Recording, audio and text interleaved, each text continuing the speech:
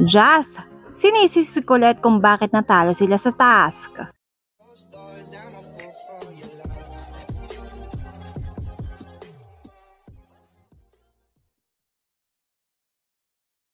Grabe mga ka-DJ, tila hindi daw nakaka-move on pa si Jazz galing sa task nila kung saan mga ka-DJ parang sinisisi nga daw niya si Colette. Dahil ayon kay Colette daw mga ka-DJ ay naaawa daw itong si Jazz sa mga teens kaya naman natatalo sila. Kinuwento na naman mga ka-DJ ni Jazz ang ganap sa kanila nung naghiwalay sila ang teens at adults. Kaya tila nagtaas na naman mga ka-DJ ng kilay ang mga netizen dahil ano na naman daw ba ito, tila nagmamalis na naman daw itong si Jazz. Meet na lang. Tapos yun sinabi ni Colette na, paano na kami, like kami adults dito, parang naging serious talk. That was before the wrap up. Nung natalo kami sa tower kasi hindi namin in-all out kasi namin Friday pa. Talk about teens and everything. And then kasi sila nga, parang hindi nila masyadong masabi because andun ako. I was always there to defend you guys. Hindi, gano'n, let's give the benefit of the doubt, 13, gano'n.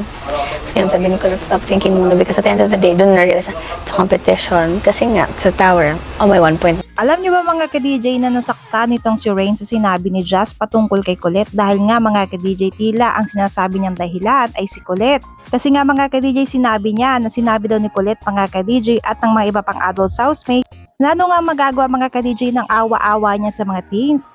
Sabi ni Colette, oh, anong nagagawa sa pagkakaawa mo sa teens? Agay. Parang, then yun sabi ni Colette na, tayo din naman, we have to think about ourselves, ganun. Doon ko naisip, oo nga pala, kahit ganun, Colette is not an adult yet. So parang sa amin, lima, mas umiiral kasi yung pagiging kuya and ate namin.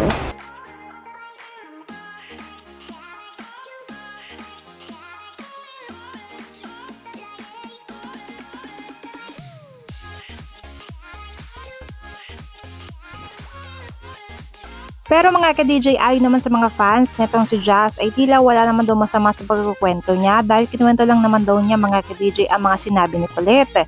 Kung kayo ang tatanungin mga ka-DJ, ano sa tingin nyo? Nakasama ba or nakabuti ang pagkwento niya kay Rain mga ka-DJ? Kung kayo si Colette mga ka-DJ at narinig niyo ang kwento ni Jazz patungkol sa kanya, ano magiging reaction nyo? Comment down below dyan mga ka-DJ at babasahin namin yan. Mga ka-DJ, kailangan na kailangan ni JM ang suporta natin dahil nominated siya. It's time to show our support. Narito ang step by step para ma-save siya. Don't forget to save JM.